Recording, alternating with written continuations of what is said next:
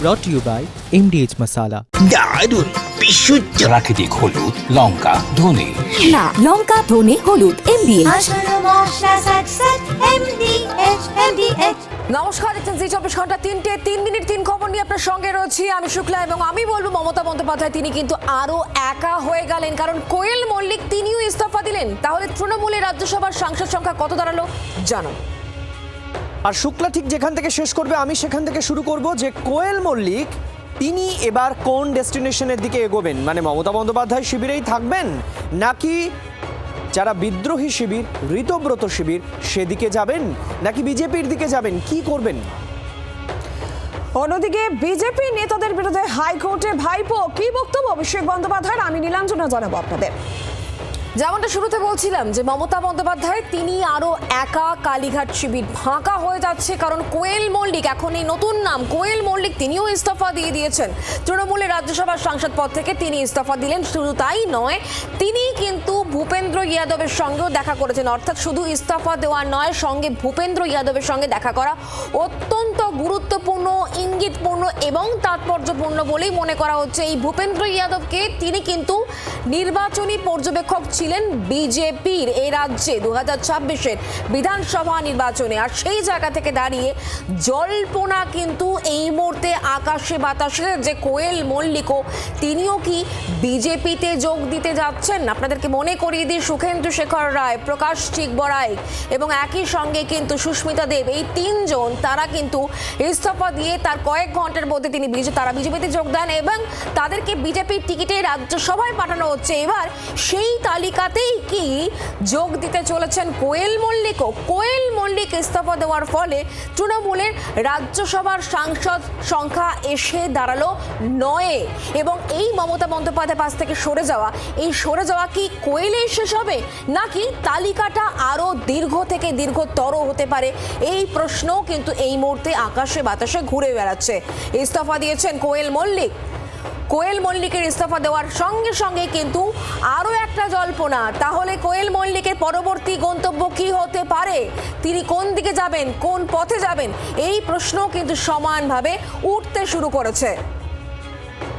আমরা কথা বলবো, মৌমিতা এই মুহূর্তে আমাদের সঙ্গে রয়েছেন, আমাদের প্রতিনিধি সরাসরি। মৌমিতা, কোয়েল মল্লিক তিনি ইস্তফা দিলেন, রাজ্যসভার সাংসদ পদ থেকে তিনি ইস্তফা দেবেন এমন একটা জল্পনা আগে থেকে ছিল, তাতে শিলমোহর পড়ল আজ।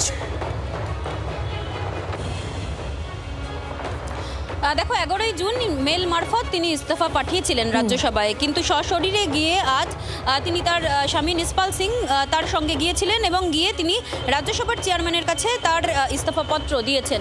11ই জুনের আগে থেকে একটা জল্পনা তৈরি হয়েছিল যে কোয়েল মল্লিক, যার অফিসিয়াল নেম রুক্মিণী মল্লিক, তিনি যোগদান করতে পারেন, তিনি ইস্তফা দিতে পারেন এবং বিজেপি শিবিরের সঙ্গে তার যোগাযোগ শুরু হয়েছে। কিন্তু সেই সমস্ত জল্পনা কোনো একটা জায়গায় গিয়ে থমকেছিল, কিন্তু আজ রথযাত্রার দিন দেখা গেল যে কোয়েল মল্লিক তিনি সরাসরি চলে গেলেন ভূপেন্দ্র যাদবের বাড়িতে এবং ভূপেন্দ্র যাদবের সঙ্গে এর আগেও দফায় দফায় কাকুলি ঘোষ দস্তিদার, শতাব্দী রায়, তাদের সঙ্গে যেমন বৈঠক হয়েছিল ঠিক সেই রকমভাবেই কোয়েল মল্লিকের সঙ্গে বৈঠক এবং তারপর তিনি তার ইস্তফাপত্র নিয়ে গিয়ে রাজ্যসভার চেয়ারম্যানের কাছে জমা করলেন এবং যে জল্পনা ছিল সেই জল্পনায় একটা অফিসিয়াল শিলমোহর আজকে পড়ল। কোয়েল মল্লিক বা বলা ভালো রুক্মিণী মল্লিক তিনি রাজ্যসভার সাংসদ পদ থেকে ইস্তফা দিয়েছেন এবং একদিনও তিনি সংসদে যাননি এবং কোয়েল মল্লিককে নিয়ে বিভিন্ন রকম জল্পনা তৈরি হয়েছিল, সেই জল্পনা কিন্তু আজকে সত্যি হলো। মৌমিতা সঙ্গে থাকো। আর ঠিক সবচেয়ে বড় বিষয় হচ্ছে মৌমিতা, এখন বাংলার মানুষ জানতে চাইছেন যে আর কত একা হবেন মমতা বন্দ্যোপাধ্যায়? এবার তো শূন্যতে মিশে যাবেন, শুধু ভাইপো ছাড়া আর কেউ থাকবে না। কোয়েল মল্লিক জল্পনা ছিল বিগত 1 মাস ধরে, কিন্তু এবার কোয়েল মল্লিকও সঙ্গ ত্যাগ করার পর তিনি এবার যাচ্ছেনটা কোথায়? তিনি কি একইভাবে বিদ্রোহী শিবিরে যোগ দিচ্ছেন? কারণ আপনারা জানেন প্রকাশ চিকবরাই থেকে শুরু করে যে 3 জন, সুখেন্দু শেখর রায়, তারা যে মমতা বন্দ্যোপাধ্যায়ের হাত ছেড়েছিলেন, রাজ্যসভার সাংসদ পদ ছেড়েছিলেন, তারপর তারা কিন্তু আমরা দেখেছি যে বিজেপিতে যোগ দেন আনুষ্ঠানিকভাবে এবং বিজেপির টিকিটও পেয়ে যান সেই দিনই। ফলে স্বাভাবিকভাবেই কোয়েল মল্লিক এবার তিনি কি করবেন? তিনি সূত্রের খবর তাহলে কি বিজেপিতে যোগ দিচ্ছেন? কি জল্পনা এই মুহূর্তে রাজনীতির আকাশে?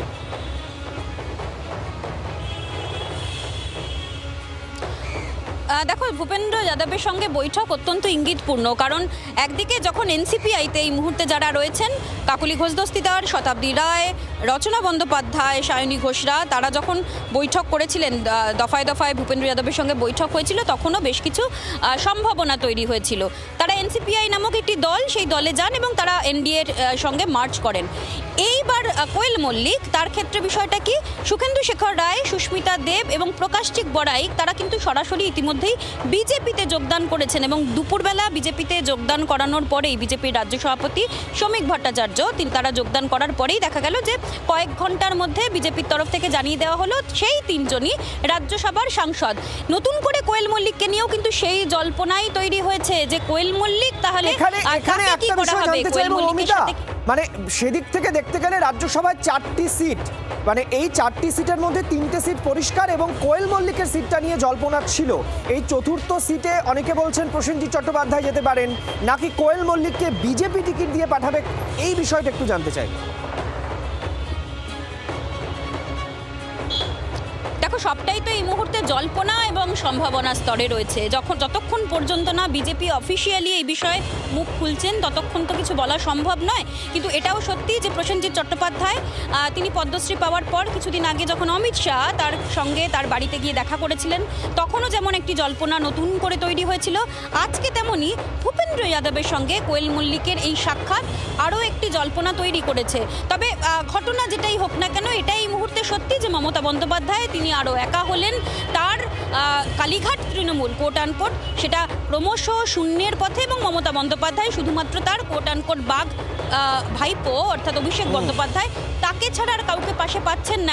এখানে আরো একটা ইকুয়েশন আছে, সেটা হচ্ছে আমরা জানি মল্লিক পরিবার একেবারে মমতা বন্দ্যোপাধ্যায়ের অত্যন্ত ঘনিষ্ঠ। আমি দুটো উদাহরণ দিই, 3টে উদাহরণ দিই। এক, মল্লিক মানে কোয়েল মল্লিক কবে হলেন রাজ্যসভার সাংসদ? যেদিন অভিষেক বন্দ্যোপাধ্যায় তার বাবার সঙ্গে মানে রঞ্জিত মল্লিকের সঙ্গে দেখা করে এলেন, এটা উদাহরণ 1। 2, কলকাতার শেরিফ পদে রঞ্জিত মল্লিক ছিলেন। এবং 3 নম্বর উদাহরণটা দিই, কেআইএফএফ এর গুরুত্বপূর্ণ পদে রঞ্জিত মল্লিক ছিলেন। ফলে এতগুলো উদাহরণ যেগুলো মমতা ঘনিষ্ঠতার উদাহরণ রয়েছে, সেইটাকে ভেঙে নতুন শিবিরে মল্লিক পরিবারের সংযোগ, সেটাই এখন বড় আলোচনা।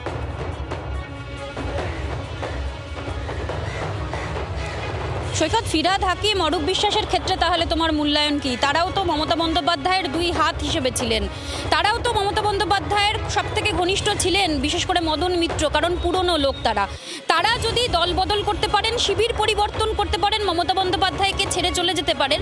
তবে কোয়েল মল্লিক তিনি রাজনীতিতে এসেছেন রাজ্যসভার সাংসদ হিসেবে তার নামটা আসার পর, সুতরাং খুব স্বাভাবিকভাবেই কোয়েল মল্লিকের পক্ষে এই সিদ্ধান্ত নেওয়াটা খুব একটা বেশি কঠিন ছিল বলে মনে হয় না।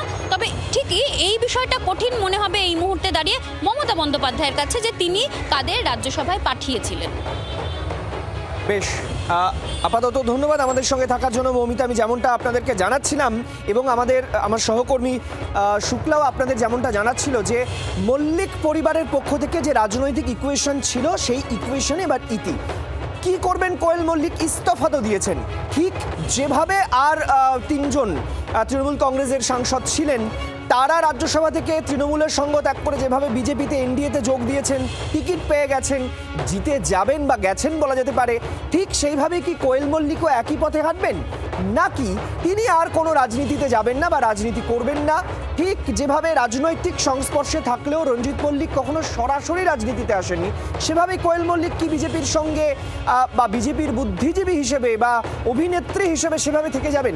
সবটাই জল্পনা। অনেকে আবার বলছেন যে না, চতুর্থ যে সিটটা বাকি রয়েছে সেখানে প্রসেনজিৎ চট্টোপাধ্যায়কে আনা হতে পারে, যদিও প্রসেনজিৎ চট্টোপাধ্যায় তিনি জানিয়েছেন যে না, তিনি রাজনীতিতে গেলে আগে মিডিয়াকে ডেকে সাংবাদিক বৈঠক করে জানাবেন। ফলে সবটাই এই মুহূর্তে বড় জল্পনার মধ্যে রয়েছে কি হতে চলেছে। তবে এটা পরিষ্কার যে কোয়েল মল্লিকের এই ইস্তফা নিঃসন্দেহে মমতা বন্দ্যোপাধ্যায়ের যে রাজনৈতিক প্রেক্ষাপট তাকে অনেকটা বেশি একেবারে বলা যেতে পারে ধাক্কা দিল, কারণ আরও একা হয়ে গেলেন মমতা বন্দ্যোপাধ্যায়। মাত্র 4 মাস আগেই রাজ্যসভায় গিয়েছিলেন, 6ই এপ্রিল রাজ্যসভায় শপথ নিয়েছিলেন কোয়েল মল্লিক, আর এবার তিনি সেই রাজ্যসভার পদ ছেড়ে দিলেন, ইস্তফা দিলেন কোয়েল মল্লিক। আমরা শান্তনু সেনের সঙ্গে কথা বলেছিলাম, তৃণমূল কংগ্রেসের প্রাক্তন সাংসদ, তিনি কি বলেছেন এ বিষয়ে শুনুন।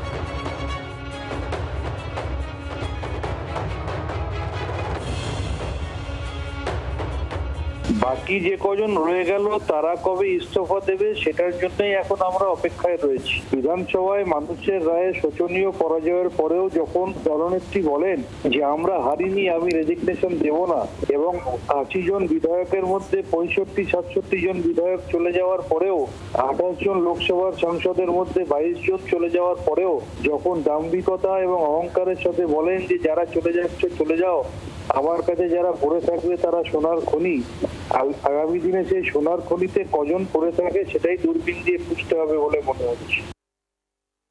প্রাক্তন তৃণমূল সাংসদের কথা শুনছিলেন, শান্তনু সেনের সঙ্গে আমরা কথা বলেছিলাম। তিনি উল্লেখ করছিলেন যে কজন আর থাকে তা এবার দূরবীন দিয়ে দেখতে হবে। আমি কথা বলবো, এই মুহূর্তে আমরা টেলিফোন লাইনে যোগাযোগ করতে পেরেছি বিজেপি নেতা, বিজেপি বিধায়ক সজল ঘোষ আমার সঙ্গে রয়েছেন এই মুহূর্তে টেলিফোন লাইনে। সজলদা, কি বলবেন? এবার কোয়েল মল্লিক তিনিও তৃণমূল কংগ্রেসের রাজ্যসভা সাংসদ পদ থেকে ইস্তফা দিয়ে দিলেন। আমি আগে একটা শান্তনু সেনের কথাটা শুনলাম, তার কথার রিয়াকশন একটু দিয়ে দিই। এখন যদি মমতা ব্যানার্জি বলেও না যে তোমরা সবাই ফিরে এসো, আমি তোমাদের মাথায় করে রাখবো, তাহলেও কেউ ফিরবে না। আর যখন উনি ছাটা জুতোও মেরেছেন, শান্তনু সেনকে এত বছর সাসপেন্ড করে রেখেছিল, ফিরে গেছে, ছেড়ে এসছিল, ছেড়ে আসেনি। আমি আপনাকে বলছি ওই কথাগুলো বেকার। আর কোয়েল কখন কোন ডালে বসে কখন কুকু করবে এটা আমরা সাধারণ মানুষ আমরা কি করে বলবো, আমাদের পক্ষে বলা মুশকিল। তবে আমরা যেটা, আমি এটা not as a spokes person হিসেবে আমি যেটা মনে করি, এদেরকে মানুষ যে জন্য চেনে সেখানে থেকেও সমাজকে জাগানো যায়, নীতি শিক্ষা দেওয়া যায়। নীতিহীন শুধু সিনেমা না করে এই নীতি শিক্ষার সিনেমাতেও পাঠ করে মানুষকে অনেক কিছু শেখাতে পারেন। রাজনীতিটা ওনাদের কাপ অফ টি নয়, জনসেবা। আমি কিন্তু এই কোয়েল মল্লিককে যদি দুদিন বাদে বিজেপির টিকিটে আবার রাজ্যসভায় চলে যান, তখন আপনার অ্যাসেসমেন্ট কি হবে? যেমনটা সুখেন্দু শেখর রায়, সুস্মিতা দেব বা প্রকাশচিক বড়াইকরা চলে গেলেন। আপনি কিন্তু আমার কথাটা শুনতে পাননি বোধহয়। আপনি বলুন। মানে ইএনটি ডাক্তার দেখালে ভালো। সেটা হচ্ছে আমি বলেছি সাধারণ মানুষ হিসেবে, আমি শব্দটা ব্যবহার করে দিয়েছি। এরপরে উনি দেখুন, আমরা রঞ্জিত মল্লিককে দেখেছি দুষ্টের দমন করতে, বেল্ট খুলে মারতে। বাংলার মানুষ এই পরিবারকে শ্রদ্ধা করে। আমার কোয়েল মল্লিক নিয়ে, আমার নয়, সাধারণ বাংলার মানুষেরও কোনো অভিযোগ নেই। আর তিনি বিজেপিতে যাবেন কি যাবেন না এটা তো ওপর স্তরের নেতারা ঠিক করবেন, এটা নিয়ে আমার কোনো বক্তব্য নেই, আমার বক্তব্য চলবেও না। তো আমার যেটা বলার বক্তব্য হচ্ছে ওনারা ওখানেই থাকুন। ধরুন আমরা যদি সবাই সিনেমা করতে যাই, যেমন সেই সিনেমা ব্যর্থ হবে, এরকম উনি সমাজসেবা করতে গেলেও এটাই বলতে চেয়েছি আমি। সমাজসেবা অনেক ভাবে করা যায়, ভোটে দাঁড়িয়ে রাজ্যসভায় গিয়ে যে সমাজসেবা করতে হবে এমন কথা কোথাও লেখা নেই। বুঝতে পারলাম, অনেক ধন্যবাদ আমাদের সঙ্গে টেলিফোন লাইনে থাকার জন্য।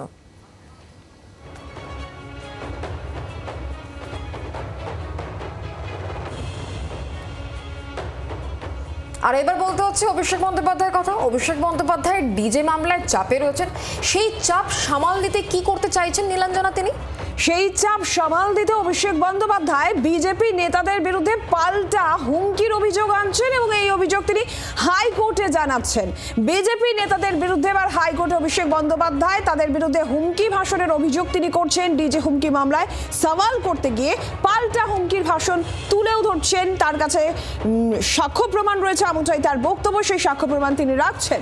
ভোটের সময় বিজেপি নেতাদের ভাষণে শত্রুতাপূর্ণ মনোভাব ছিল, ক্ষমতা এলে তাকে জেলে ভরা হবে এমন হুমকিও দেওয়া হয়েছিল, এমনটাই বক্তব্য অভিষেক বন্দ্যোপাধ্যায়ের। এরই পাশাপাশি তিনি এটাও বলছেন যে পুলিশ এবং তদন্তকারী সংস্থাগুলির অপব্যবহারের স্পষ্ট ইচ্ছে ছিল। হাইকোর্টে এই অভিযোগই জানাচ্ছেন অভিষেক বন্দ্যোপাধ্যায়। একদিকে ডিজে হুমকি মামলা, সেই মামলা অভিষেক বন্দ্যোপাধ্যায় চাপে কণ্ঠস্বরের নমুনা এক প্রকার বাধ্য হয়েছেন তিনি দিতে। বারবার হাজির এড়ানোর পর, হাইকোর্টে ভৎসনার মুখে পড়ার পর শেষ পর্যন্ত তিনি কণ্ঠস্বরের নমুনা দিতে এক প্রকার বাধ্য হয়েছেন। কিন্তু এর মধ্যেই নিজের সওয়ালে, নিজের সপক্ষে তিনি যুক্তিও খাড়া করছেন। পাল্টা হুমকির অভিযোগ তিনি করছেন বিজেপি নেতাদের বিরুদ্ধে এবং ডিজে হুমকি মামলা সওয়াল করতে গিয়ে এই হুমকির ভাষণের যে ভিডিও, সেই সমস্ত নথিপত্র তিনি রাখছেন আদালতের সামনে। ঠিক কি বক্তব্য এক্ষেত্রে অভিষেক বন্দ্যোপাধ্যায়ের? আরো ডিটেইলে আমাদের জানাবেন অর্ণবাংশ নিয়োগী রয়েছেন টেলিফোন লাইনে প্রতিনিধি। অর্ণবাংশ, নীলাঞ্জনা অভিষেক বন্দ্যোপাধ্যায় যে মামলাটি করেছেন রক্ষা কবচের জন্য, সেই মামলার মধ্যে তার উল্লেখযোগ্য পয়েন্ট হচ্ছে এইটা, যদি আমার ডিজে মন্তব্যের জন্য অভিযোগ হয় তাহলে কেন বিজেপি নেতৃত্বের বিরুদ্ধে অভিযোগ হবে না? তারা ঠিক নির্বাচনের প্রাককালে যে সমস্ত কথাগুলি বলেছিলেন আমাকে জেলে ঢোকানো হবে এবং সম্পূর্ণভাবে আফটার রেজাল্টের পর এই প্রশাসনকে কেন্দ্র প্রশাসন কাজে লাগানো হচ্ছে, হুমকিপূর্বক ভয় দেখানো পূর্বক একাধিক মন্তব্য ছিল। অভিষেক বন্দ্যোপাধ্যায়ের 17টি মন্তব্য রাজ্য নেতৃত্বের নাম করে তিনি উল্লেখ করেছেন মামলা নথিতে। তাই আগামী সপ্তাহে যখন শুনানি হবে সেই দিন তিনি উত্থাপন করবেন যে বিজেপি নেতৃত্বের ভাষণের মধ্যেও ছিল হুমকি এবং ভয় ভীতি প্রদর্শন। নীলাঞ্জনা। অর্ণবাংশু, ধন্যবাদ। আর এই প্রসঙ্গে বিজেপির তরফ থেকে কি বলা হলো? রাহুল সিনহা কি বললেন শুনি।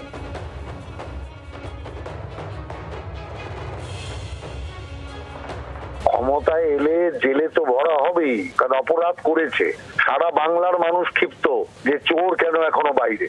ওই কে কোথায় কি বক্তব্য রেখেছে সেটা দিয়ে ঢাল বানানোর চেষ্টা হচ্ছে। যদি বক্তব্য রেখেছিল তখন কেন তাদের বিরুদ্ধে মামলা করলো না? তখন তোদের সরকার ছিল, তখন কেন পুলিশ কেন ব্যবস্থা নেয়নি? মামলার মোড়কে অন্যদিকে ঘুরিয়ে দিতে এই সমস্ত অপরের কণ্ঠস্বর হাজির করে নিজের কণ্ঠস্বরকে ধামাচাপা দেওয়ার চেষ্টা করছে, কিন্তু এতে খুব বেশি লাভ হবে বলে আমার মনে হয়।